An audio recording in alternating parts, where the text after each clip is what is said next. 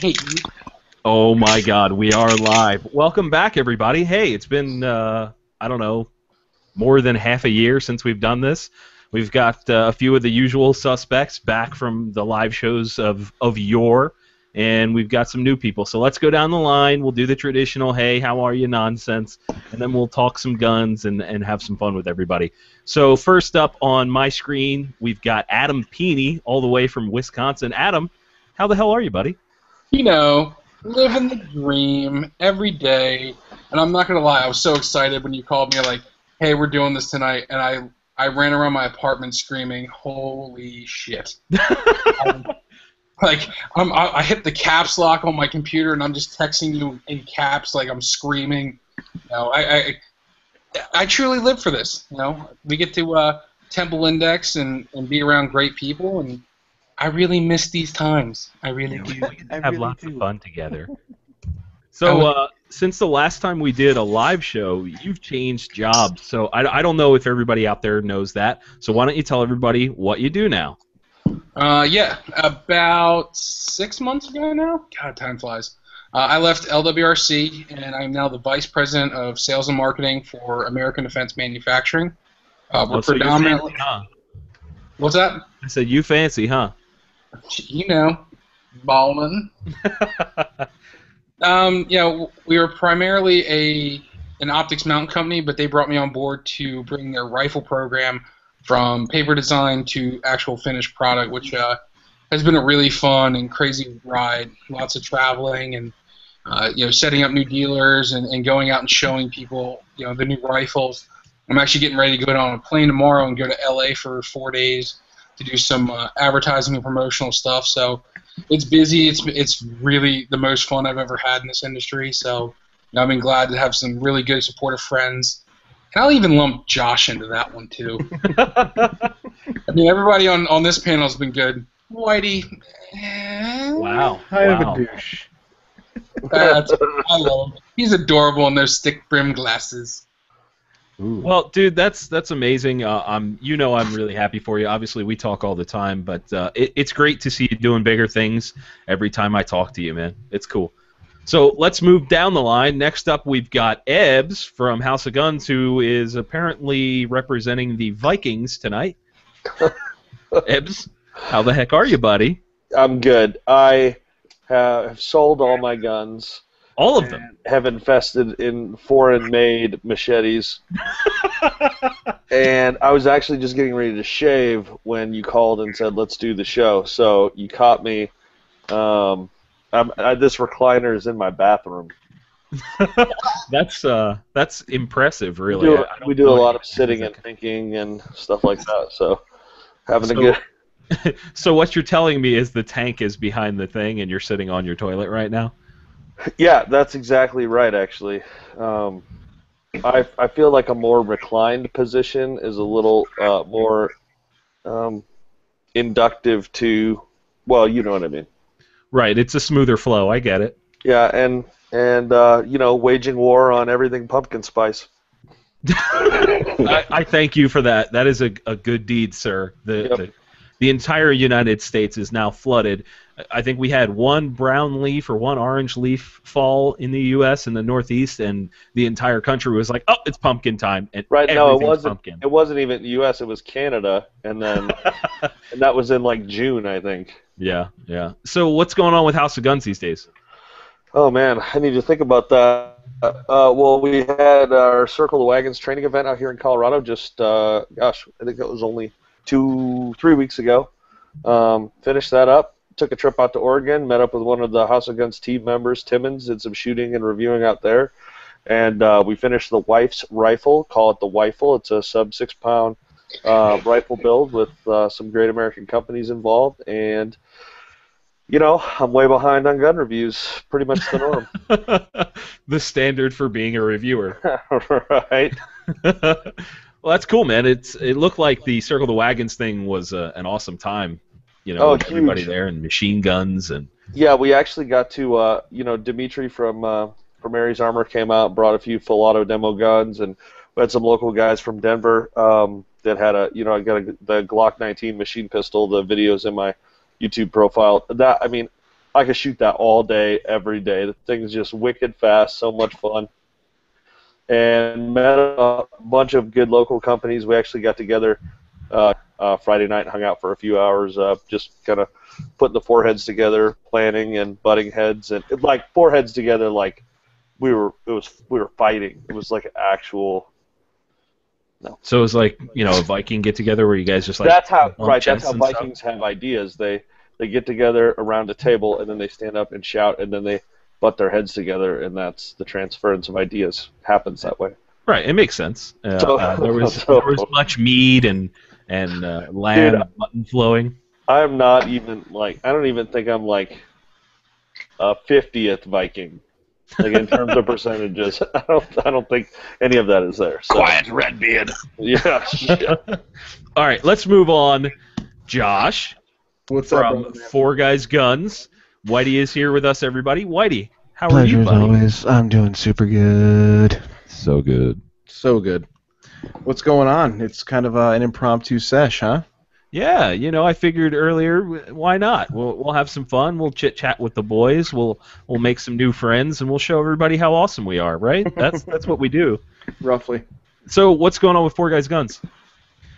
Four Guys Guns is also behind on our reviews because we've been... I told you, it's the standard. It's the standard. I mean, this is also crunch time. This is where everyone kind of bangs stuff out as they prep for SHOT Show. And yes, it seems like it's a long way away, but this is where we prep for SHOT Show. So we want to make sure our docket's clear. At the same time, we've also been working in the background at something we've been alluding to for a long time that we should be launching before the end of September without a problem. Well, let me check the date. What is today's date? It's the 20th. Just moved to October. It Just moved. Just moved. It just moved to October.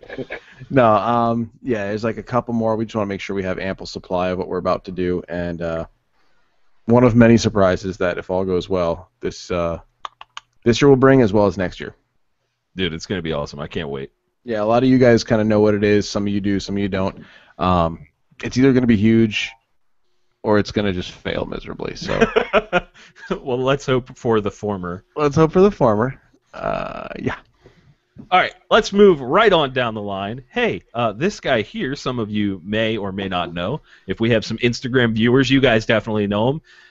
This is Garrett from Minuteman Munitions, otherwise known as Wyatt Derp. Garrett, how the heck are you, buddy? Fantastic. Yeah? Yeah? What's going on? What's Minuteman up to? Bunch of cool changes coming up really soon. We'll be announcing this week. Some good stuff. Just always changing, evolving, trying to grow, adapt, overcome, all that good stuff. So That's good to hear, bullets. brother. Making bullets. Yeah, yeah. Well, some of you guys may have seen the full auto review I did a little while back with the MP5 shooting the Minuteman Munitions ammo. That stuff is actually really, really consistent, and I was pleasantly surprised because, there are a lot of smaller ammo manufacturers out there, and sometimes their quality can be lacking, but every round that I've ever shot of the Minuteman stuff has been ultra consistent across multiple calibers, so I was pretty happy with it. We appreciate that. Yeah, you got to trust ammo a lot to stick it in a 30 grand Dakota tactical build and just go ham. So, Well, But then again, if it's not my gun, I don't care. But yeah, we appreciate that. Definitely seeing some traffic from it. It's hard, it's hard to do an ammo review, especially if you do what we do, which is just general plinking, target range ammo, stuff like that. But hell, if I'd trusted in that kind of gun, then I'd trust it in my M&P or my Glock or my Ruger. I don't have a Ruger. Celtic So what 2000 you're or saying something. is you have 3 guns. That's what you're telling me. Yeah, I'd trust it in my one gun. Where did I put Good it? thing. I mean, people. I was playing Destiny. I quit playing Destiny to come talk to you guys. I'm proud of you. That's a bad habit. No, I I've never. don't have a life. I don't even know what that means. What does that mean? Are you talking? Is that a Fate of Destiny joke?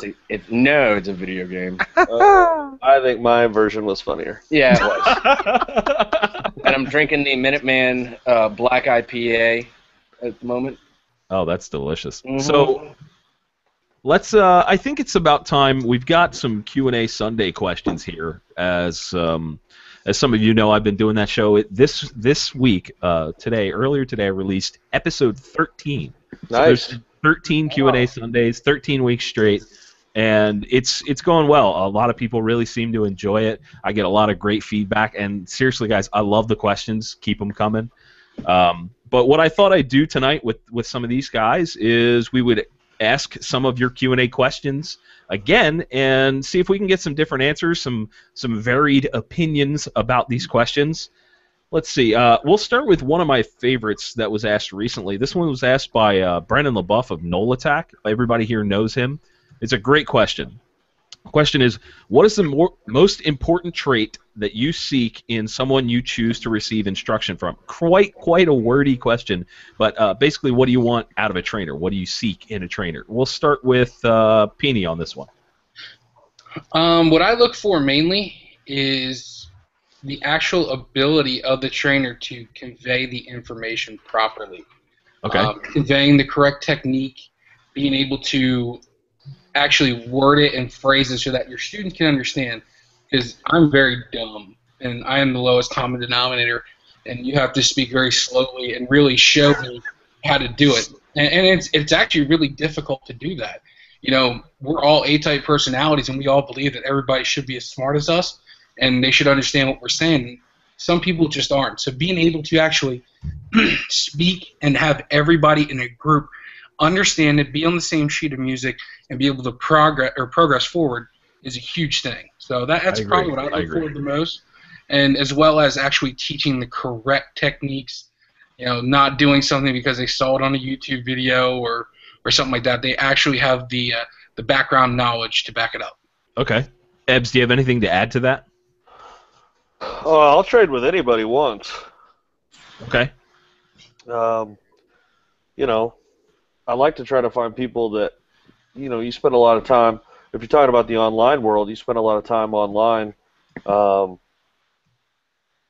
You can generally maybe tell, hopefully, right off the bat, who you would like to be around personality-wise.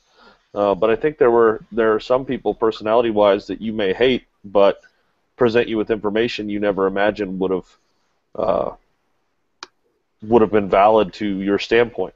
But I think also try to think of your application. Are you training to try to be a toy soldier, or are you training to try and defend your family? And so if what this trainer is offering is preparing you in your life situation, then go with that person. And you know, the worst that happens is you're out $500 for the weekends and 1,000 rounds of ammo, or you know, cut that in half, whatever the number is, and whoever the person is.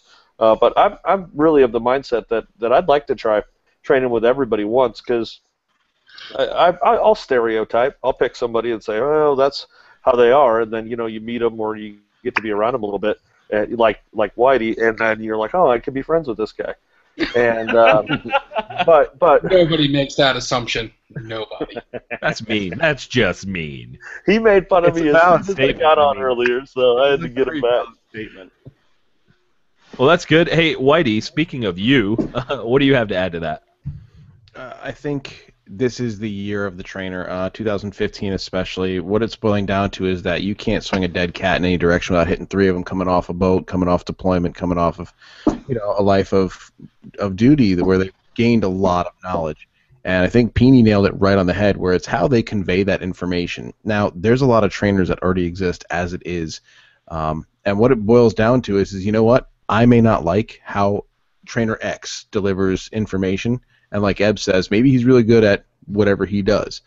But it's a matter of how that person actually speaks to me as well. So if I'm just going to hate somebody just for the sake of hating them, it's like, you know what, you sound like a D-bag, you're probably a D-bag, I don't listen to D-bags. That's going to factor into it. So, I mean, you have your rock stars, the guys who've been doing it and banging it out for almost decades at this point, and you pay a premium to play with them, so to speak. And 9 times out of 10, sometimes you're not going to see maybe the rock star show you would out of someone who's teaching a similar or the same criteria.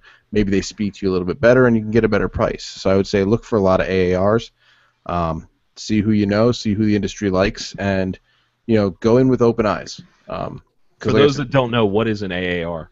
an after-action report. So you're usually going to find, if you search, just take, we just did one for DeVito, for instance. So say, type in, downrange firearms training AAR, and you'll come up with 6 or 7 different documents of people saying, here's exactly what happened, how it happened, why I liked it or didn't like it. It's kind of like a review, but it's more geared towards what exactly happened, whereas we also did a review, and that's more emotionally based. Here's how I felt about it, given my current state of ability, and how I felt about the course as a person. So there's a lot of stuff, and I guarantee that as you see more and more people taking up the role of trainer, which is a huge responsibility, you will start seeing more and more reviews of trainers. So I agree. Cart for the horse, horse for the cart, whatever has to happen first, but I think the two will go hand in hand, and I think this year you see a lot of more educated Americans, so to speak. That's a wonderful thing. Garrett, do you have anything to add to that? That's tough to really follow up on. Peeny's we beat the shit out of that pretty good. But I think this is something that people don't really factor in. It might fall under kind of teaching style, what Peeny had to say, but cadence. I think cadence is very important. If you have an instructor that is just snapping along, and he's in his rhythm and things are great, you might have a student that's not, that's Peeny, that's not catching it. You need to be able to. You need to be able to manage. What do I do with my your hands? pace? Yeah, exactly. Am I supposed to gun now? You know what, Garrett? I think that could be summed up as being able to read your students and teach to them, as opposed to just teaching the curriculum. Right, and I think that's really important, because if you have somebody that's out of the loop, you have somebody that's not getting it, you'll have to take that time, in your pace. When can I have the rest of the line working on something, and I can go address that one student, or maybe those 2 students, put them together in the line, put them together, talk to them, and then maybe even separate them to put them next to people who are following. They can look around and pick up on things. I think it's really important that instructors stay in their lane. I've been in classes. I've been in classes where the cadence is there, the pace is good, the ability to transfer knowledge is great, and then they just start pushing. They notice, okay, my students are picking up, and they start pushing, and they push too hard, too fast, and you end up with a bunch of derps running around doing unsafe shit. I see what you did there. Derps. I see what you did there. Thank you. I've seen it happen. It's scary. It's dangerous. And even though that instructor is very competent and good at his job, he might not, where you excel in one area, you fall in the other. You might not have been able to read the students as well, or you might not have. Your pace went a little too fast. So, and of course, you've got to really read AARs to get to that point to understand. You can't just assume that's how the person is, or watch a YouTube video and say, "Oh, he's moving too fast." That's not a fair assumption. So, the responsibility falls in the student's hands for the most part in the beginning, for them to go out, research, study who they want to learn from, and see if they're willing and it's worth their investment. Yeah, I think that what a lot of people are going to start understanding more as the industry progresses, as the community progresses, is that a trainer is not just a person, they're a product. We have to understand that there's going to be opinions both ways on that product, and you need to source as much good information as possible and make a decision based on that, rather than just going, oh, I don't like that he's wearing an Eagles jersey or something like that, I think people jump the gun a lot. Mm-hmm. Can I add something to that? Oh, you sure can. You sure can. A lot of great trainers, that ones that I would immediately jump behind anyway are ones that are willing to say, there are many schools of thought, and here's one that we teach, the one that we prefer. And a lot of them will come at you like that right off the bat. The other thing is there's a lot of good local trainers that you're not going to see, that do all the traveling and the national stuff and that type of thing. And so keep an eye out locally. Talk to people face to face, whether it's Mr. Realtree behind the gun counter, or if local law enforcement officers, or a lot of times, sometimes those guys will train part-time on the side, and they know your local laws well too. And then always look for someone who has a heavily stippled and tricked out Glock or M&P pistol. But be wary though. I mean, do your due diligence as a consumer and research. Don't get caught up in the hype of this guy's the most important or most flashy or whatever guy right now. I need to take a class from him. I'm not saying don't take a class from him. He's probably got some really good tools to add to the toolbox. But if you see some dudes on YouTube running around doing dumb shit, trying to advertise something as a class, you also want to say, you know what, that doesn't seem safe. I might not want to venture down that road. Do you mean like Carolina Tactical Outfitters? I didn't say that, but yes. I did. I sure did. I absolutely do mean just like Carolina Tactical Outfitters. You guys need to watch the Dick Tips video on Carolina Tactical Outfitters. He may be here later. We're hoping that a couple more people join us. So I think we've covered that. It's important to look at all aspects of a person. Some of the things I said in the video were, you have to take into account that that person is. They're essentially a performer. They need to be an engaging speaker. And if you're not engaged in the conversation, then you're not going to absorb the information they're presenting as well as you would, if they were, if you're into it. So that's one of the key things for me. Obviously, they've got to be honest and all that kind of stuff. I was asked about honesty on a certain trainer, and that's just a question I'm tired of hearing and I'm tired of answering. So I'm going to skip that altogether, and we're going to move on to a question from Adam from One MOA Solutions. This was asked a couple of weeks ago. I think it was episode 11 of Q&A Sunday. Now I'm going to warn you guys. You may not want to answer this, but I'll give you the option. If you don't want to answer, you can pass. But I thought this was very, very funny, and I loved it. So the question: if you could pimp slap an industry rep responsible for designing the most asinine product, who and what product would that be? Now, I'll start off. I'll say what I said in the video. Now, I told you might not want to answer this question. Oh, I'm gonna. So, I said the Red Ring shotgun sight in the video. That was the worst piece of crap that I've ever dealt with. Peony had the luxury of trying that out with me. It was a complete clusterfuck, dude. It was like a $900 sight, $800 or $900 sight, and it was like a smashed EOTech that mounted to the vent rib of a shotgun. And in order to get it to stay on the gun, you essentially had to crush the vent rib. So, on my $1,600 Beretta, I would have had to crush the vent rib to get this thing to stay on. And even then, the concept behind it was more for straight shooting, like slugs and things like that, rather than clays. They advertise hunting and clays, and honestly, you don't want to be using a sight like that for that type of shooting. All right. Well, I don't believe you because Austin Weiss loved it. Are you serious? John, you have to tell him the context of when you I'm not serious. I was joking. Oh, I thought he actually did. I was like, oh man. About that? No, he did. Oh, wow. Yeah. Wow. Yeah. So sorry, Austin. That knocks you down a peg, brother. That's a terrible sight. All right. What were you talking about? Context, Peony? Yeah, you actually it took us almost an hour and a half to shoot one round of skeet. Yeah, it fell off multiple times. We got into we go to the first station. I break all 4 targets. John gets up. He goes to break the first one, and the sight falls off. And I'm like, okay. So he has to pull Allen wrenches out of his pocket, and we still haven't even gotten off station 1. He's sitting there dicking with it. It took us 10 or 15 minutes just to shoot that one station. And I think when he got halfway around, or 2 stations more, he was just like, fuck this thing. Yeah, I definitely abandoned that midway through. So, now, the Red Ring sight, garbage. Who wants to go first? Don't all jump at once.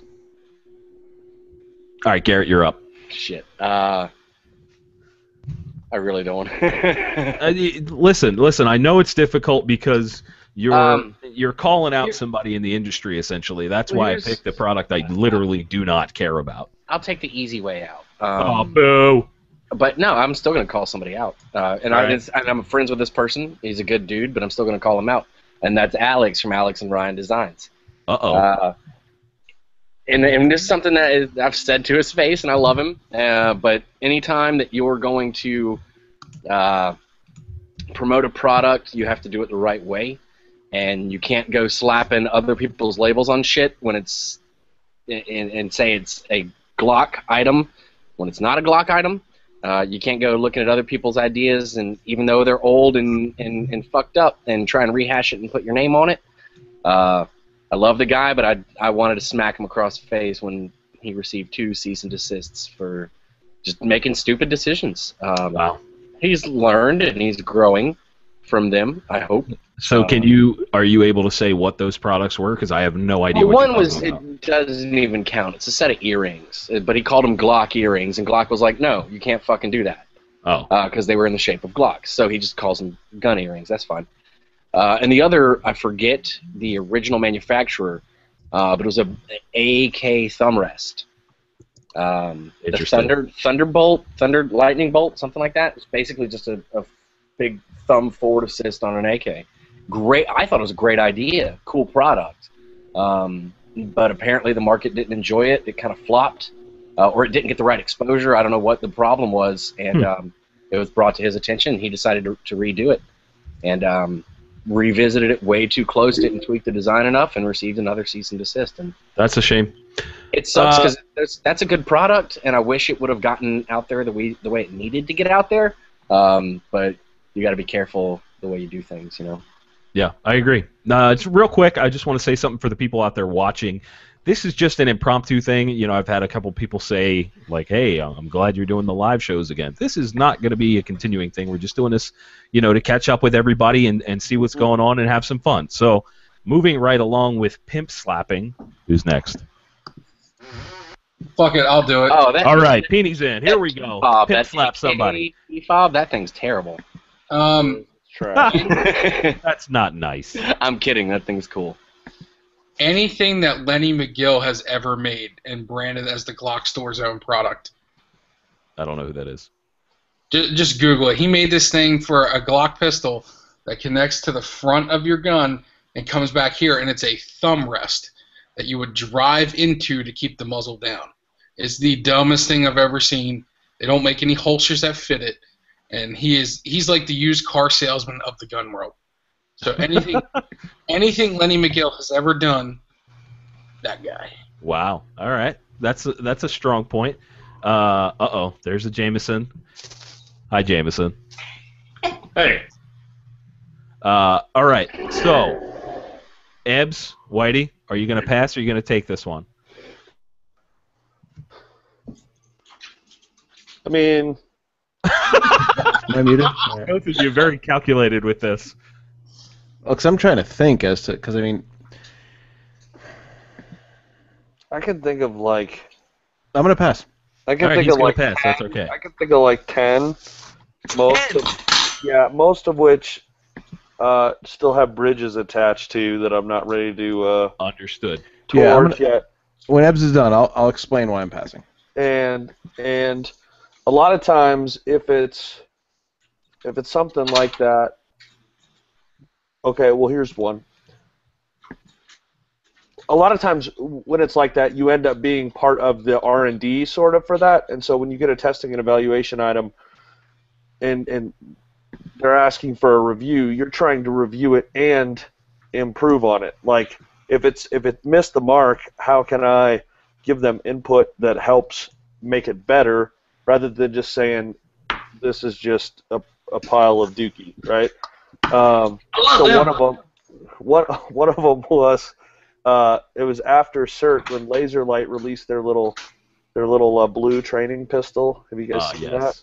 Yes. It's like a plastic toy that's shaped like a Glock, and the trigger spring it's a long trigger. It's loud, and it's actually digs into your finger a little bit. Now, I say that one because I haven't done anything to improve that, and it's just so we can sell something else and say that we offer something in that market, and it's terrible. The laser is a barrel insert. It doesn't work every time, and it operates on sound.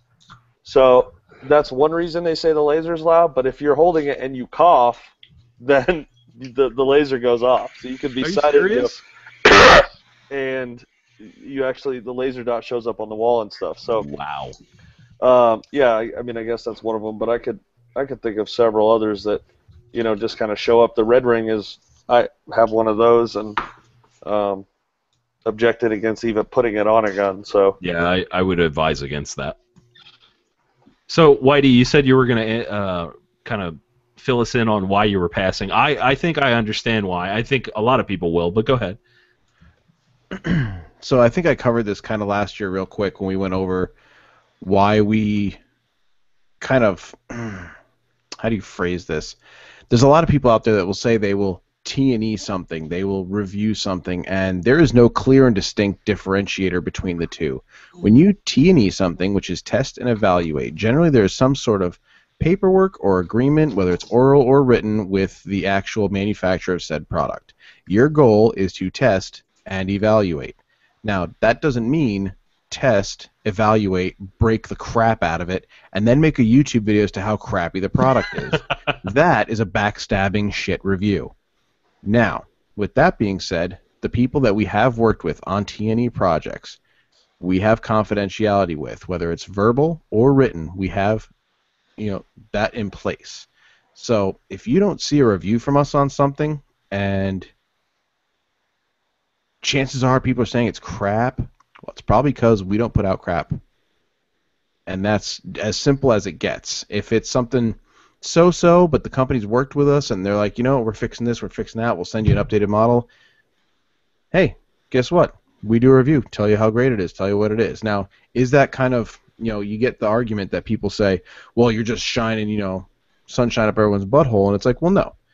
It's not a matter of just being positive. Anybody can be negative, plain and simple. It is not hard to throw negativity at the wall and see how many people come to see it stick. It's a matter of keeping some sort of integrity and honesty in this business where it really is void. A lot of people don't understand just how crappy this business can be with people who just want to backstab to get ahead. Money is money, and this is the biggest small industry out there. So it's, it dries up quick when it dries up, and it explodes when it explodes. You got to keep your friends and your integrity people as close as you can, because you guys are going to be, back to back when it comes down to wartime. So that's just our opinion on it and our stance on it. No, I respect that a lot. I think, at least speaking on the people that are on this panel, we all try to do that to an extent, at least with the way we try to handle each other or products and things like that. Recently I've had a couple talks with manufacturers, and I say, listen, if this is not good, I'm not just going to throw you under the bus. I'm going to give you an opportunity to make a better product. And my stance on that is that I'm not like you were saying, we're not just putting out positivity. You're trying to make the product better, help the manufacturer create a better product in that, and then the end user, the people that are also watching your videos, therefore get a better end product. It's a good thing for the entire industry. And I really respect that you guys do that. I feel like Tim is a good example of that too. I may not have the whole picture, but from what I've seen, both of his interactions and his delivery in how he interacts with people in the industry, not like with us or how he interacts with showing something on YouTube, but I get the impression that he also is someone who does a lot more behind the scenes than everyone sees behind the curtain to say, let's get a good product to market. And I mean, those are invaluable, and people like that get kind of, I think, the short end of the deal when it's just like, I'm going to run this thing over with my truck, dump it in mud, and then we'll just put a bunch of hot loads through it and be like, what do you know, piece of crap broke. I've seen some funny tests. We were kind of you kind of hinted at it with running things over with a truck. I've seen reviews on certain products where they do something to it that it's not supposed to have done, and then they question why it fails. For instance. You mean to tell me you can't microwave a cell phone? Piece of shit phone. It's supposed to charge. And I'm trying to charge it. It said it was a new wave feature. All right, so that's kind of a more serious end to that than we may have attempted to get to, but it is truthful, and I think it's a good point to share with everybody. Well, I will argue a little bit. If done correctly, it works right. What do you mean? I don't want to say correct. Well, for a while we I was running a YouTube channel, which I don't have the time for anymore. Work is too much. Well, we had some instances where we ran into, like when I contacted GW from Grey Ghost Gear, and I didn't say I'd T&E his shit. I was like, we're going to torture it. Actually, he contacted us. But regardless, and we beat the shit out of the bag, and it took it.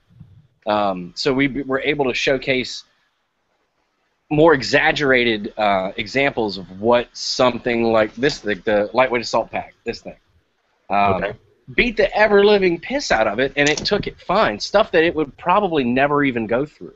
And that speaks, to me, it's a testament to the quality of the product. If I'm watching a video where someone takes the shoulder straps of these things and ties against 2 trucks and tries to pull the damn thing apart, and the shoulder straps don't come off, I'm never going to put any of my gear through something like that harsh. But to know that it could stand up to it is fucking impressive. Well, I was the one that stands out in my head is things like shooting rifle rounds through the side of a magazine. Yeah. Oh, let's see if the mag can take it. And some people are really stupid about it. But I think, Garrett, what you're saying, though, is there was an understanding with the manufacturer that this was your intent. Right. It's not like you sold grabbing it, something. We're going to put it through some normal use. We're going to load the pack. We're going to hike 30 miles in a weekend, and then we're going to give a rundown of how it was. Was it comfortable? Did the seams hold up? Is there any fraying? What did the zippers look like after being crammed full and then open and closed? You said, hey, your stuff looks durable. We want to see how durable. Are you okay with us testing this? And so it wasn't like you surprised. It wasn't underhanded. Right. I think that's especially what Josh is getting at. And I think there's a way also to say that you can post something that is facts, that is entirely objective, without coming to one side of the fence or the other, because everybody who has an audience has that audience because those people appreciate your opinion, or your opinion. They say, okay, this guy thinks like I do, he communicates in a way that I can relate with, and I want to hear what he has to say about stuff. And so he can tell me how this works without saying, well, it's a piece of trash. You could say, well, it didn't function in this way like we expected, but if you were from this standpoint, then maybe it would fit your style a little bit better. And so there are always ways to shape the feedback and get information out there that don't necessarily have to be a bright, shining, I'm never getting rid of this type feedback, review, T&E type process. Right. And on the other side of that, I think it's important to touch on the fact that there are reviewers out there. We mentioned Tim earlier.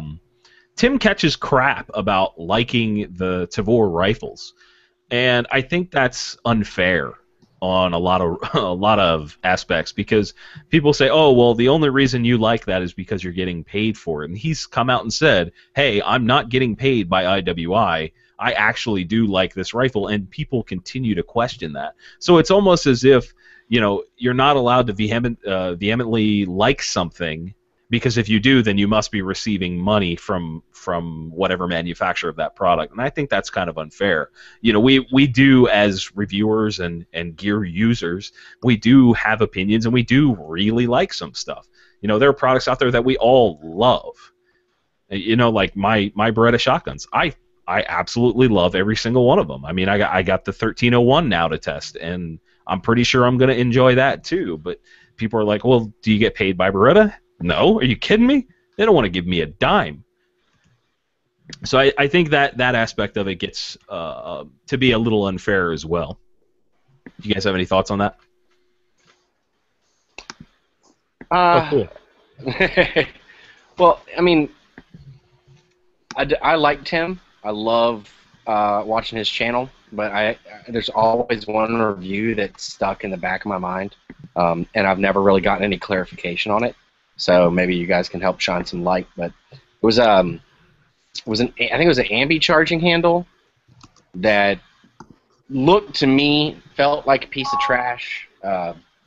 It had a bunch of horrible reviews, and I cannot remember the name of it now. It just popped back in my head. And he gave it a huge thumbs up. And it just seemed like reading through the comments and doing my own research on the product, it seems like the bandwagon was like, what is your problem? Like, that thing's a piece of shit. And he was going, I think you kind of said the problem there is the bandwagon. Yeah, true. But, I don't know, it just came across, that was the only review I watched from him that just came across as odd. It seemed out of place. Seemed out of place. I'll find it, I'll send it to you, I'll let you know what it was. I can give a good example as to how that moon aligned, so to speak, if you care. Absolutely. Let me take a second real quick before you guys get into that. I want to welcome the Dick Tip. The Dick Tip is here. Well, hey, fellas. Hey. Everybody knows him as the Gander Mountain guy. And his videos have been absolutely soaring across the internet. Dick, Shut the fuck up, dog. Dick, what are you doing? My dog's trying to fucking chew my elbow or something. Dumb as a bag of shit. I love him, but damn it. So, how's things down in North Carolina, buddy? Oh, they good. They good. What's so damn funny, man? They good is damn funny. Oh, I got recognized at a bar. Really? Yeah. And he goes, "Hey, you that fella?" I said, "Yeah, that's me." And he goes, "All right, bye." I was like, "See you." So Hey, are you that feller? that was cool. I mean, That's honestly pretty cool, man. it really impressed that fella I was with. Yeah? It'd have been a lot cooler if it had been a girl, though. It'd be really cool if I could make my sister jealous. You're a disgusting bastard. I love it. All right, so let's get back to the question at hand. What's that? I'm just close with my family. Is that right? How close are you? Closer than me and the pre-star. Ugh. God, you're so gross. You're so gross. You know it's good when you make us groan. I feel like everything that's happened so far, I literally feel like I'm framing a house with a construction crew right now and just listening to general conversation. Good. Yeah, did you just compare me to the strength of an entire construction crew? I did exactly that. Hell yeah, I'll take that as a compliment. It was. I'll keep that in my mementos. So I need one of them hog fobs though. Okay, I'll take care of you. So Dick, That's the same guy, right? Yeah, you said it right. I think everybody needs to know what your YouTube channel is. Let's give you a chance to promote that. What is it called? Everybody get a pen ready. All right, I'm ready. All right, it's called YouTube.com. Hang on, YouTube.com. Damn, my computer's slow. I don't remember it. It's YouTube.com/the Richard Tip. Why does everybody call you Dick Tip? Richard Tip? Richard is short. What's your full name? Richard is long for Dick. Yeah. But what's your? Did I say that right? Yeah, you did. All right. I've known you for years. I know your full name. What is your full name? Just so people know it. Richard Tip. I don't know what the hell got into y'all guys called me Tippington. That ain't my damn name. My name's Tip. That's what you told me. I said it as a joke one time. Wow. Like I call Sasquatch Beef Wellington all the time. That ain't his fucking name. That ain't his fucking name.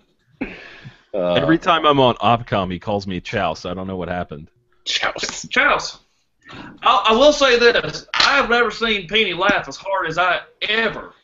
We were sitting there eating, and I tried to get John's attention, and I'm just like, "Hey, Chows." And Peony just starts laughing, and I'm like, "What's so damn funny?" And he goes, "You don't even fucking try." And I'm like, "What are you talking about?" See, there you go. Peony turned beet red. Dude, it was great, and then literally 3 seconds later, I watched him try to deep throat a pretzel stick. And that's not a joke. What the like, fuck that, do you mean that actually try? happened. I did. I did, man.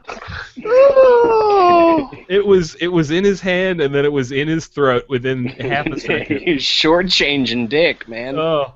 It was just great because he's like, "Hey, Chows!" And as soon as he said it, I was like, this lazy bastard just lost it. I love it. I love it.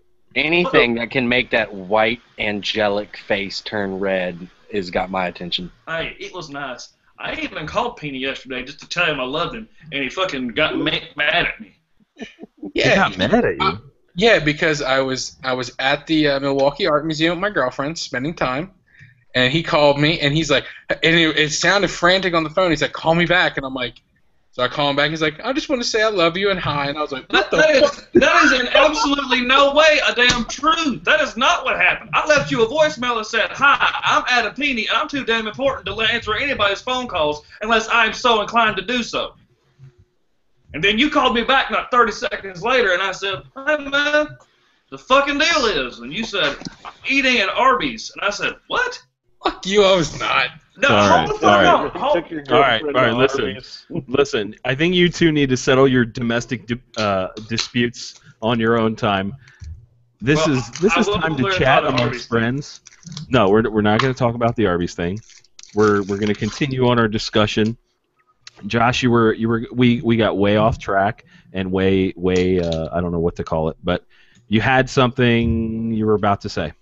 I did? Yeah, it's all right. If it's gone, it's gone. I have no idea what we were even talking about. That's fine. The dick dip comes and everything, gets flipped on its head, and I love it. Yep, I come and everything gets flipped. Phrasing. Wow, phrasing. All right. So this was a question from earlier today, Dick. So we're going through some questions I had from Q&A Sunday, and we're just answering them, giving our honest opinions on things, and enjoying it. What does Q&A mean? It means question and answer. Oh, well, I ain't studied. All right, so we'll come to you last on this one. We'll start with, let's say, Whitey. So the question is very, very simple. Your thoughts on the SIG arm brace. Ready, go. It feels like cheating. How so? It feels illegal. It feels illegal. I love that. It feels illegal. So it's, it depends on how crazy tinfoil hat wearing you are. So, I mean, I put it on there and I'm like, there's no way. There's no way this is legal. I mean, this just, I feel like I'm supposed to, like, out of nowhere, they're going to come out of the trees, which has happened to me before. They're going to come out of the trees and be like, you're coming with us, buddy. And you just broke a whole bunch of laws, including, firing an SBR without a tax stamp, blah, blah, blah. And oddly enough, they didn't come out of the trees. And then you start seeing certain articles where it's like, you know what, they're kind of just, it's not baiting. They're just like, we give up. You just go here, here's your out, without us rewriting a bunch of laws. I'm stuck on the part where you said which has happened before. I know. I wasn't always a really nice guy. Oh, okay. It used to look like Mark Wahlberg. And I did some very bad things. That's creepy. But, yeah, anybody in this room who can get an FBI file can figure out who I am. But, God, I make myself sound so much more dangerous than I actually am. That's not true. I'm really not. Well, no, I do have an FBI file. All right, so thoughts on the SIG arm brace. Ready, go. I like it. All right. Ebs, what do you think? Okay. All right, Peony, what do you think? Pass. You don't like it? No, I have one, man, but I believe that you should, if you can, and if you can do it in your state, just pay the $200 and get an SBR. I mean, that's all you're doing, and you're going to end up spending the same money for the CAC tube and the SIG brace. It's going to run you $200 to do that. Why not just register it as an SBR, play with it as a pistol, in whatever configuration you want, and then when it's done, just then you got an SBR. I think it's way more valid in states where you cannot have SBRs, but that is not most of the U.S. You're allowed to have that. So, Garrett, what do you think? SIG arm brace. I've had, in my very limited experience with them, I enjoy it as a cheek welds really good. I really want to strap one to each arm and just run around willy-nilly shooting into nothing. But I haven't had that chance yet. I'll tell you what. Ask me when I do that. Okay. Fair point. Hey, Dick Tip, do you know anything about the SIG arm brace? I just wear mine when I play tennis. I didn't even know how to respond to that. First thing. You play tennis? Yeah. Huh? You play tennis? Well, only when we can find enough pine cones. There you go. There you have it, everybody. Is this real life? This fantasy. Now, did I do that right? Are you restringing a guitar? Yeah. I got a new one today. Are you sure it's not a banjo? I'm sure I don't play no damn banjo. All right, so we're actually coming up on close to an hour now. Can you believe that? Doesn't feel like it. Yeah, Not it does. too bad. Hey, Shut John, up. That was mean. I'm sorry I was Can I today give late, somebody a fellas. What'd you say? I said, John, can I give somebody a shout out? Only if they're a cool guy. They are very cool. Garrett knows them as well, but I gotta give my buddy Corey from Glock a shout out. He's watching. Yeah, I love Corey. He's taking care of both of us. He's a great dude. He's got an awesome little kid and a cute family, so definitely got to give him a shout out. He's a good buddy. You're in my thoughts, bro. Hi, Corey. Always. Hello. Is it me you're looking for? I knew you could sing on air. I knew it. You'd do it. All it took was Lionel Richie. Smile. All right, do we want to do one more? What do you guys think? Should I grab another one? Yeah, let's end it on a different note other than the arm brace. Yeah, and then we can sing. We could sing Lionel as we go out. We're not doing that. I'm singing Neil Diamond. Screw all of you. Copyright, copyright, copyright. Let's see if I can find. It doesn't matter. I think I'll grab another one from today. I've got so many questions here. It's unbelievable, and people are like, hey, did you remember my question from 4 weeks ago? I write them all down, every single one of them. Hey man, I think you spilled a little bit of sarcasm. No, I actually do. I actually write them all down. Hold on, look. I like the way you put that. See, can you see that? Those are all questions. I think you spilled a little bit of sarcasm. I think you did. Okay, so this was actually a good one. It's from a guy on my Facebook page, and he wanted to know, how do you feel about young gun owners from the ages of 18 to 20 years old?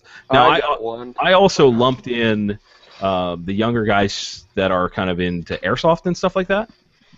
But Ebbs, do you want to kick this one off? You said you got one. Is the question just how do we feel about, like, are we cool with young people owning and shooting guns, or like, is that the intention of the question?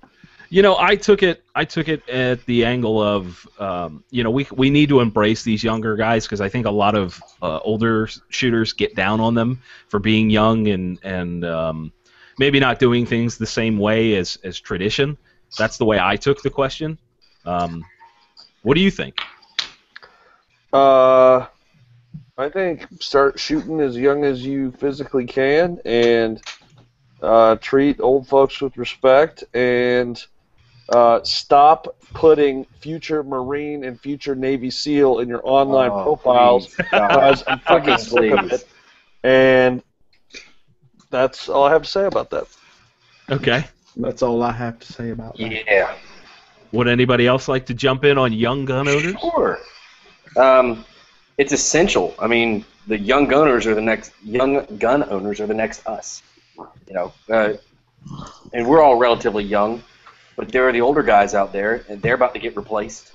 It goes in generations, and we need to, as long as they're being responsible, doing shit the right way, we need to welcome them into the community as best we can, and help them along in their journey, because if they only have somebody that is an asshole, or that, if they're watching all the wrong YouTube channels, whatever, and they don't know any better, we're going to have another, I don't want to name names, we'll have another so-and-so that we just don't really need in our community. We're going to have another fringe guy. Alex. And so, Wow. Didn't say that. But yeah, it needs to be embraced. It needs to be nurtured properly. Without it, the community's going to die out. So it's very important. I agree wholeheartedly. That is the exact point I was making in the Q&A Sunday earlier today.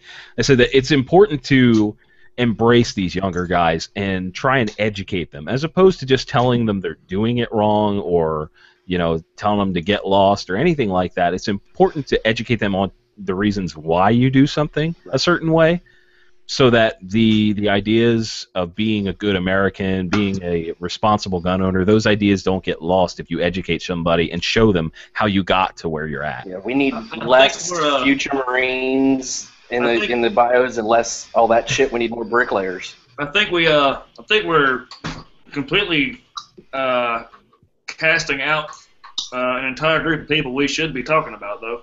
Okay. And that is the elderly people who finally decide to get into guns and have nowhere to turn to. They got Hickok. They have 4 guys' guns. Well, listen, that wasn't. Oh, that was great. That's a great one right there. That was good. No, I mean, like, I took one of the Dick. what's the damn name of that thing called? Took a concealed carry. Carry. There you go. That thing. I took that thing, and this little old lady was in there by herself, and no one would talk to her but me. I walked over and said, "Hey, I'll help you if you make me food." You made me some pie? It was cool. Dude, that sounds like the beginning of some kind of weird romantic comedy. Or a weird porno. No, but as a matter of fact, she had brought food, and I got first pick. It was Was awesome. it delicious? It was. And then I slept for like 2 days. Yeah, that's true though. You make a good point. I think there are a lot of new shooters across the board of all age ranges, and that's where guys like 4 Guys Guns, House of Guns, they are very, very good at educating the newer shooters, and I'm just an asshole. So that's true. It's true. Peony, what do you think on younger shooters? I believe the young whippersnappers should understand their elders and just go with the way we think. You know what, dude? I'll be honest. You bridge a lot of gaps in the shooting community because of your past with shooting trap and things like that. You understand a lot of the older mentalities, and I really appreciate that as having you as a friend. I think that's valuable. What are you making that face for? It's the Peony face. Are you crapping yourself right now? Screen is frozen. I'm back. Are you making a poo? I'm sorry. What did I miss while I was That's a great frame for it. Yeah, that was really good. He'll be ending with his Depends promo. So what I was saying is that you, with your trap shooting and shotgun history, how you kind of came up, you've got the ability to bridge the gap between the current market and some of the older traditional shooters, and I think that's pretty cool. So what are your thoughts on newer shooters? It's definitely something we have to culture and nurture is the word I'm looking at. Nurture and cultivate? Yes, nurture and cultivate. And all these kids come up nowadays, and all they see is the Chris Costas of the world and stuff like that. When honestly, there's more in firearms than that. To be able to show them the old history of trap shooting and shotgun sports and high-powered rifles and long range. There's so much that our community has to offer. It's not just kicking doors down and burning a shoot house out. There's just so much out there, and that's the problem that these kids don't understand. They only want to do what they think is cool when there's just so much out there. They remain pretty closed-minded, and if they open themselves up, they'd see that shooting cowboy action's unbelievably fun. It's not just shooting IDP and USPSA. Open broaden your horizons and really look at it and embrace it. And it's going to take help on both ends. It's going to be the new shooters that want to learn it, as well as the old shooters that want to show it off. I owe a lot of where I am to a guy named John Miller. He's one of the best trap shooters I've ever known in my life. I owe him where I am today without all to him. He gave me my break, and he showed me to look outside of what I thought was cool. I learned about muzzle loading, and I think it's the most boring thing in the world, but I know how to do it. And for him to show me how to shoot trap and show me the history of it was amazing. And it really, it made me the well-rounded shooter I'm today. I'm not exceedingly great at one thing, but if you hand me a gun, I can hold my own. And very seldomly do you see that anymore because we stay so one lane. Don't broaden our horizons and reach out and try stuff new. So if that's one thing I would have to say is, it's going to be youthful look at everything with the knowledge of the old.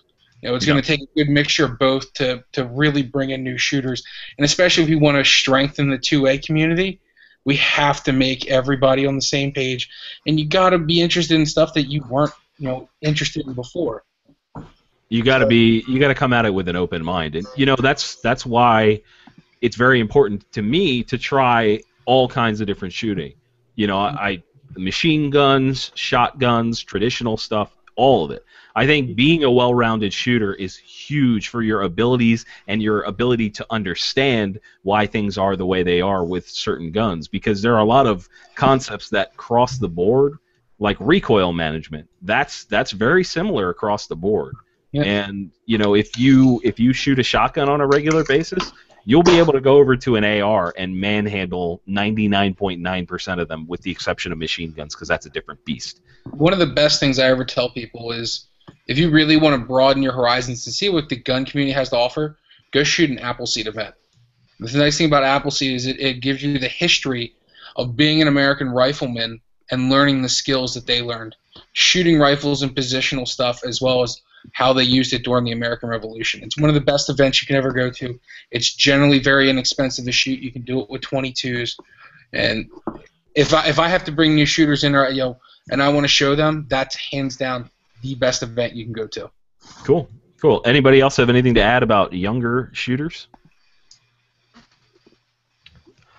I think Adam hit something awesome in there, where he said he talked about the history of it, and I think we are dealing with something as a culture, a whole, an American culture, where everyone thinks that they're going to be famous, and everyone thinks that that having an online profile or the ability to do that immediately makes you an authority, or all of us are doing something because we have some sort of background, or have had teachers, or have had to learn the hard way.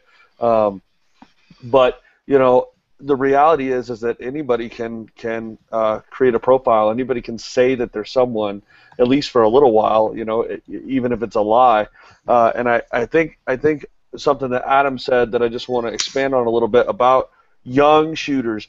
And Richard, I like what you said about the older folks that are new to shooting too, but specifically young shooters, is that the best way to learn and the best way to get good and the best way to know is to admit, first and foremost, that you don't know anything, and listen to good knowledge, because I think that that all truth is evident and proves itself in time if it's about shooting in general. And there are so many broad things. There's not just one area, and it's not just what is currently. It's not Recoil magazine. It's not. While all these things are cool and we talk about them all the time, there's so much out there. I mean, I got into shooting because of hunting. How many kids do we have that are coming into the shooting world because of video games or because of airsoft? They didn't learn from their kids. Or, I'm sorry, the kids didn't learn from their parents, and so they got interested because they're playing Call of Duty or something, and maybe they're playing what's the World War II version of Call of Duty called? There was Call of Duty World at War. Is that what? Well, yeah. Sorry, I'm showing my ignorance as a non-gamer.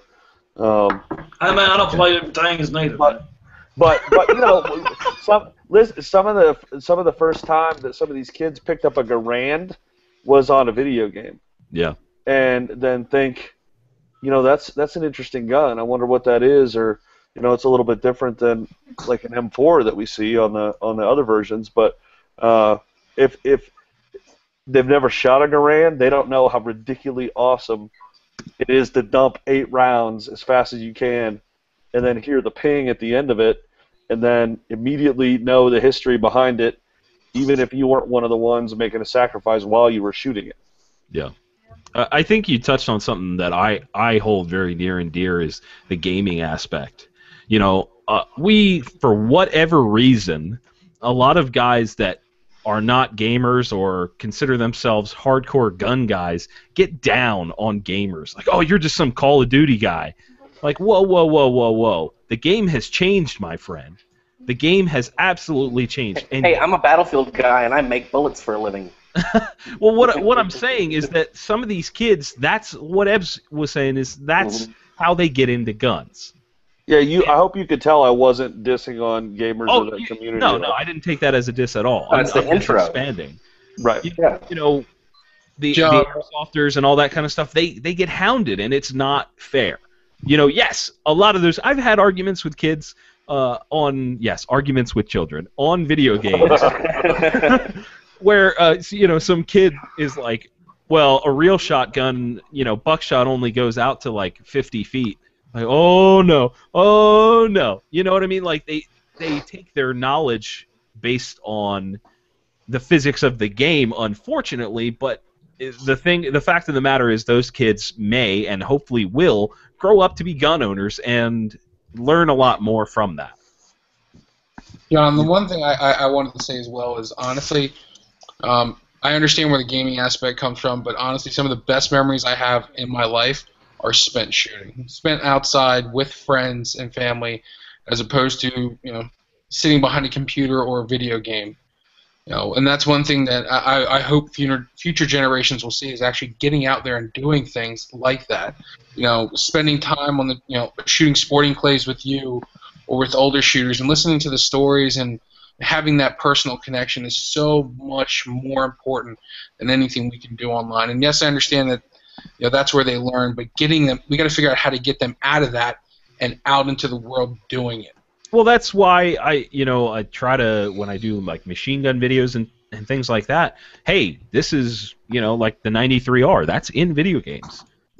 Crossing that bridge and showing guns that are in games, that's huge. I think that's really important to show them that these are real things, they do exist, and they are freaking cool. Josh, have you touched on this? I don't remember if we got you on this one. To be perfectly honest, first I want to say that's probably the most intelligent thing I've ever heard Peony say, and I agree wholeheartedly with every single bit of it. That's awesome. I'm glad this is on YouTube and recorded, because it won't be often that you hear me say, Peony nailed it on the head, and it's exactly where Four Guys Guns got started. Was that generation. I grew up in an anti-gun household. That plain and simple. I grew up in an anti-gun household. Now I can't get enough of guns. So it's like, take that into account, that you never know who's going to be. And we fought a lot of gun clubs just because we wanted to shoot some videos. We fought a lot of gun clubs because it's like, how do you expect to bring up the next generation of Second Amendment supporters when you shun every single one of them who shows an interest? And that's a huge fault of a lot of the old train of thought. And you know what? What you said about Adam is actually very poignant, because I've never really looked at Adam that way. And the fact that he does have that relationship with a lot of the old school type of people and the new school really is a bridging of the two cultures. So, Peony for the win. I'll make a shirt. Thanks. And penis for everybody.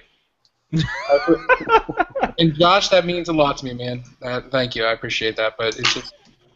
Why are you licking my damn guitar? Hey, I'm honest at the end of the day, and you know what? When you're right, and I'll admit it. Yeah.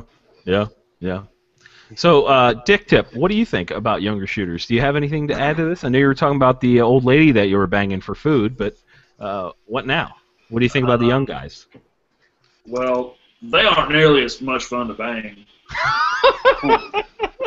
Oh my goodness! If you're gonna bring it that far, I'm taking it the rest of the way off the cliff. Okay? All right. That's fair. That's fair. As long as they're being safe about it, and as long as they're enthusiastic, and they know how to be responsible. As long as there's somebody saying, "This is a gun, you can kill somebody with it. Do not be a dickhead." Then I'm 100% for it. Well, I mean, you made a point. For example, I mean, I hate to just to interrupt and yell over you and stuff, but we've got a gentleman on the board right here, on what is this panel right here.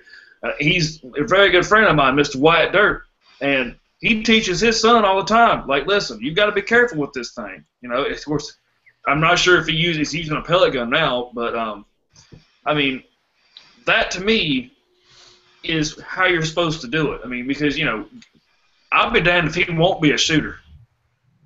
I mean, Me too, bro. I'm serious. I mean, I can see it now. I guarantee you, when he walks into somewhere, someone's like, "Does anybody else smell brass?" Is he gonna go into a Gander Mountain, perhaps? Huh? I hope the hell he does and just takes a dump right there on that damn little clear thing they keep the guns in. Oh, he said that thing. The gun sanctuary. That thing, yeah. Yeah, I think that's a good point. Is The gun trailer. the gun sanctuary? That was the term. Oh, whatever. All right, you know what, guys? It's been about an hour or so. We've had some laughs. We've made some great headway in answering these questions. I think it's about time to wrap up for the night. So let's go down, talk to everybody, let them say what they need to say, and then we'll get out of here. I think it's important to keep it short so we're not dragging on all night with 3 and 4 hour shows. So one by one, we're going to go through the panel and check with everybody. Adam Peeney, what's new and cool with ADM? What should people keep an eye out for? How do they find you on social media? New and cool with American Defense. Obviously, our rifle program's launching here in the next few days. Actually, probably within the next 2 weeks. Keep an eye on newsstands for the October issue of Recoil. You're going to see a pretty cool gun on the cover. I'm really excited about that. Other than that, man, it's busy running around. I'm traveling the world like there's no tomorrow. I get on the plane for LA for the next 4 days, so I'm not super thrilled about that. But hey, if you want to find me, you want to see some cool gun pictures and kind of check out my life, you can check me out at Adam_PINI on the Instagrams, or as Brandon Buff says, on the Instagram. Put it on a Instagram. Now, Peony, does that mean that all of the panel members here are getting rifles forever and ever? That's what I heard. Did you guys hear that? I heard that. I sniffed something sort of similar to that. It's on the internet. You got to give us rifles now. He mutes himself and disappears. All right, Ebbs from House of Guns, what's next for you, man? Oh. Don't sound so excited, buddy. Just being a Viking. I mean, yeah. I'm probably Gain an Oakenshield. Probably getting a haircut and gosh, you just asked like a couple hours ago, you want to go live tonight? And so I have nothing prepared. That's okay. The Broncos lost earlier, so I'm still dealing with that. Good. Yeah, I agree. Good. The Eagles got the W. Not good. He's so sad. He's so sad. So yeah, I am sad, and I don't care. But Cardinals clinched a playoff berth today, so I'm okay with that. So about House of Guns, how about that? Switch to baseball on you. House of Guns is kind of we're in flux a little bit in terms of growth and determining direction, and I've got some really, really cool projects coming up with a couple of those Denver companies I talked about. I made the joke about the custom Glocks earlier, but I've got 2 in the works, and I'm working on helping design the slide work that's done on the 19 Gen 4 that I'm having done. So I'm pretty amped about that. One of the things we're trying to do is show people how easy to see. If you pick up a Glock, a lot of people pick up a Glock and they go cross-eyed and they're like, well, that's stupid. That's not comfortable. But I love them like that anyway, but it's kind of like a blank canvas. You can do whatever you want to it, and they call it perfection. I call it the ability to create perfection. Some NFA stuff and a couple SBR projects. I just submitted 2 Form 1s last Monday night or Tuesday night. Welcome to the club. And so hopefully the e-forms are cruising along, and I'll have that in a month or so. And got some cool stuff in the works for those. And I'm sort of making the jump, getting a little greedy with the stuff that I'm interested in right now. But I have a team writer, longtime friend Timmons, who's a total noob to guns, but he admits it and is kind of learning along the way. So I'm helping direct him, and he's picking up a lot of products that reviews that kind of might interest that crowd, that entry level a little bit more. And I'm still jumping on that side of it too. So it's keeping me busy in addition to full-time life. So houseofguns.com. That's HAUS, so it's a German house ofguns.com, and we're that everywhere, whether it's Facebook, Twitter, Instagram, YouTube. You can check them all out. They kind of all run together in a sort of a long, confusing, blurred line. So do you have to say that with a German-esque pronunciation, like House of Guns? German. I can't do a German accent. I can actually do Hispanic voices better than I can. That's a true story. right, I heard it. German. right And now. so Right now. because of the, okay, man, I want to tell. Okay, this is Cuban. That's like Scarface. It's a little more Cuban. If I do our direct Deep South neighbors, I have to get a little more like, hey, what's going on, man? Oh, I love it. Oh. But you know, anyway, yeah. Right. No, I don't have to say it like a German because I can't, and we just have a good time. House of Guns. Okay, so houseofguns.com, House of Guns everywhere. And let's move on to Whitey from Four Guys Guns. Whitey, what's on the forefront here? What should people keep an eye out for, buddy? All right, so we got a couple of reviews coming out over the next couple of weeks, as well as in the end of September, early October, we will be releasing a brand new addition to Four Guys Guns that gets us back to our roots, and it's going to be exactly what we were all talking about, and that's we want to give people a stepping stone towards training. It's going to be a huge resource. It's called FGG Member. And that's coming soon, and that's about as much as I can get into. Nice. That's good. Dude, I think that's really exciting. You can follow us. Like Eb said, we're kind of intertwined everywhere. So on Twitter, we are Four Guys Guns, all one word, all spelled out. Instagram, Four Guys Guns. Facebook.com/Four Guys Guns. And if you want to follow me personally, that's Captain Whitey.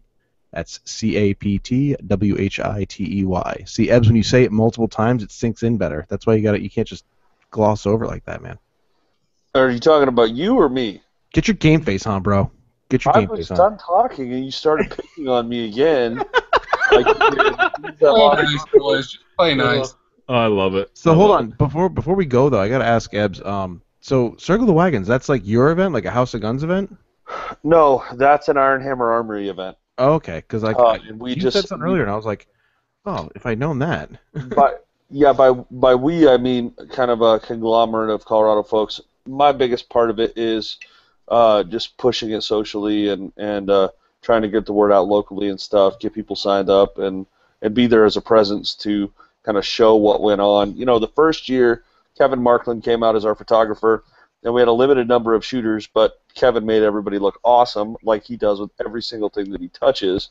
And so the first event, Rockwell Tactical was there doing the training. By the way, quick shout out to Rockwell Tactical, Jared Ross, the lead guy over there. You want to talk about a dude who's a legit door kicker, but will go down and talk to the newest of the new shooter without condescending nature, attitude, anything like that.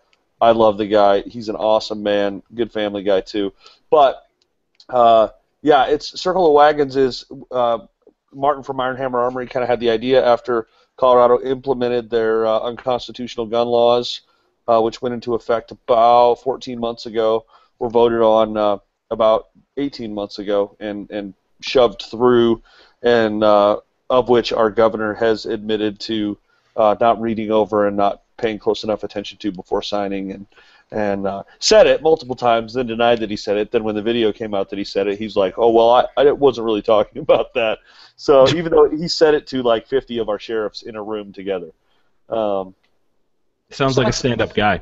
So that's what it was for, was like, hey, we're going to come out, we're going to shoot, we're going to train, we're going to use our 30-round mags.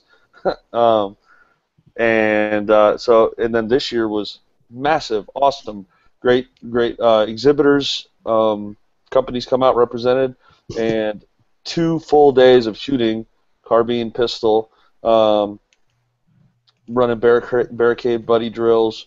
We set up a makeshift house and did kind of a small entry room to room, plying off a room and doing it with partners and stuff like that. And the whole thing is like, plus your ammo, the whole thing is like $200. And that includes a combat first aid course that's involved with it too, if you so choose it as an elective. So Martin did a great job connecting with Rockwell, putting it together. That's been his baby. I don't I might be speaking out of turn or prematurely, but I don't think we're going to be doing it in Colorado again just because of how much it takes out of his production time since he's a one-man blacksmith, gunsmith shop. So it might be actually headed out east, and I think Rockwell's going to take over it altogether. So that's going to be amazing. We'll see what happens next year. Yeah. So I believe we got all your pertinence, Josh. We got all your info. Yeah.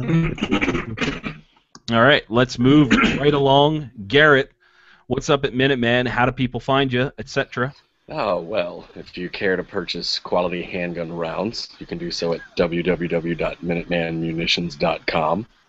But no, next week we'll be making a pretty cool announcement. I'm really stoked on this, so stay tuned to the Facebook /Minuteman Munitions or the Instagrams Minuteman_munitions.